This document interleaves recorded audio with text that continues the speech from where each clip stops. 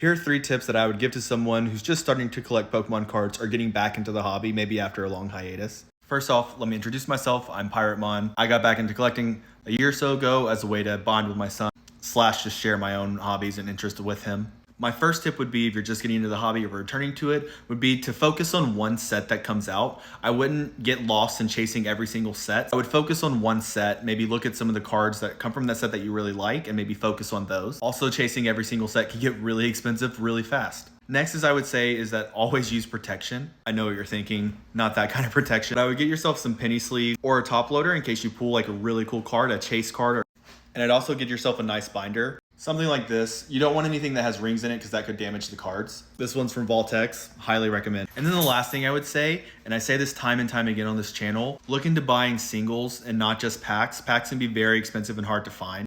In the long run, buying singles is ultimately probably going to be cheaper than trying to pull that card. I get that opening a pack, so much fun. The excitement, you don't know what you're going to pull. But I think there's a time and a place for opening a pack. And if you're really chasing a certain card, you might end up spending way more money on packs or on ETBs, etc. versus just buying the single card that you want, or cards. If these were useful or if you're looking for more tips, feel free to give me a follow. Also, let me know any tips you might have in the comments below.